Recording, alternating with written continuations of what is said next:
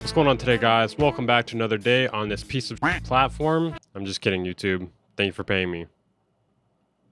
We're cool, right? Today we'll be talking about a man who just got sentenced to 5 years in prison for false copyright claims and making $23 million off of it. And this just might be the largest music royalty scam of all time. For the uninitiated, when someone uploads a YouTube video, several things can happen. You can either get monetized with no copyright issues, you can get a copyright claim, which is when someone claims the revenue on the video. It could be all of the revenue, it could be some of the revenue. There are copyright blocks, which means the video is blocked from being uploaded due to copyright. And lastly, there are copyright strikes, which is when somebody strikes down a video due to, you guessed it, copyright. You can get 3 copyright strikes within a certain period before the channel gets deleted. These exist due to copyright holders needing to protect their content, whether they are musicians or video creators. Copyright claims, blocks, and strikes can all be filed for legitimate or illegitimate reasons. A legitimate reason to claim something would be someone re-uploading your song unaltered. A legitimate reason to strike someone's song or video down would be someone impersonating you and re-uploading your content unaltered. These could be done through automation or manually. Now, that's not the same thing as when you just upload a portion of a video and react to it. We're gonna have to talk about fair use really quickly here. I know, guys.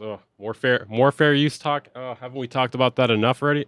Fair use is the right to use a copyrighted work under certain conditions without permission of the copyright owner. The doctrine helps prevent a rigid application of copyright law that would stifle the very creativity the law is designed to foster. Fair use is actually an affirmative defense to a claim of copyright infringement, meaning that the alleged infringer has the burden of proving their use was a fair use. It is now codified in Section 107 of the Copyright Act, which provides that fair use of a work for purposes such as criticism, comment, news reporting, teaching is not infringement of copyright. Now, a lot of my videos actually use fair use in the form of criticism, comment, or news reporting. Now, the fair use defense can only be applied in the court of law. Other than that, it's just a set of guidelines to follow. Now, this being an issue on YouTube is not a new thing at all. It's still pretty rampant on the platform, with lots of false strikes and false claims being filed constantly. The person we're talking about today was one of the biggest perpetrators of it, if not the biggest of all time. There are also false copyright strikes being filed constantly to silence criticism, but we're not really going to get into that today. The person we're talking about today copyright claimed over 50,000 songs over a 5-year period. We're obviously not talking about Drake here. The joke is he has a lot of songs. Jose Terran, hopefully I'm pronouncing that right.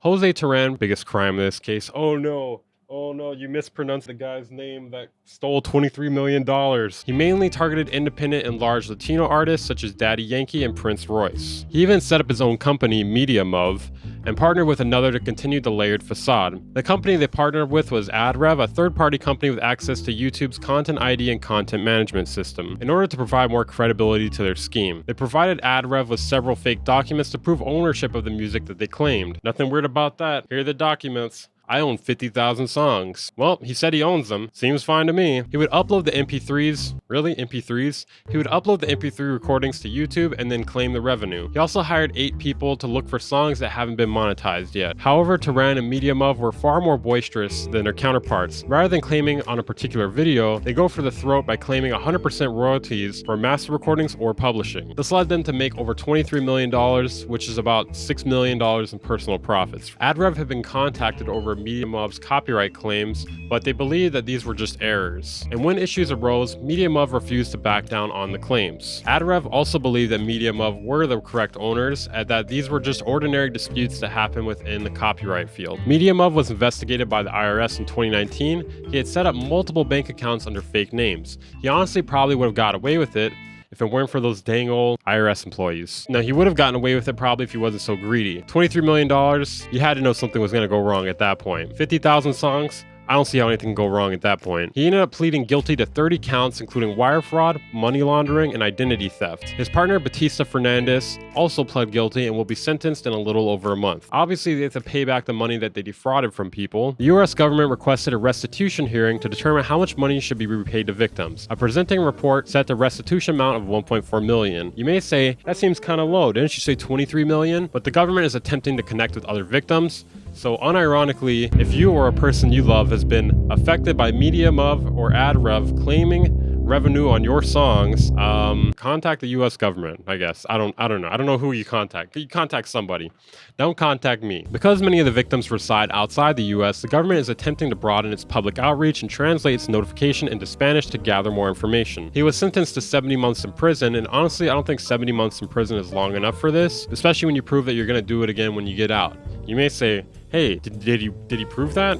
Yes, after he was indicted, he tried to pocket more money from the scheme and hide it from officials, so he was labeled as likely to reoffend. They said they went hard on him because they wanted to make an example of him as well as others to deter people from committing the same sort of fraud. YouTube and AdRev had neither faced charges for this, but AdRev has cooperated with investigations. Now you may say, this sounds a little bit like a YouTube problem. YouTube has a rampant problem with copyright abuse, and this is just a huge example of that. There's no easy solution to this because YouTube has to allow people to copyright claim or strike others' content down if they believe it is theirs. I believe the reason YouTube isn't able to enforce this themselves is because they need plausible deniability that they are not knowingly hosting copyrighted content on their platform. And the best way to do that is to completely stay out of it unless it is something that is being automatically claimed by the Content ID system or is something that is manually being claimed by a user. Now there's definitely issues with the copyright system on YouTube, and hopefully at some point they'll be ironed out, but it's been an issue for a very long time. Anyways, that's it for this video. If there's anything I need to say today, don't copyright claim videos fraudulently. Don't copyright strike videos that are being critical of you. Pretty much don't do any sort of copyright stuff. But obviously, you have free will. Do whatever you like. For every person who likes this video, I will copyright strike your video and re-upload it as my own. Not really going to do that. Don't take that seriously. If you made it to the end of the video, comment palm tree down below. I'll see you guys next time. Bang Incorporated.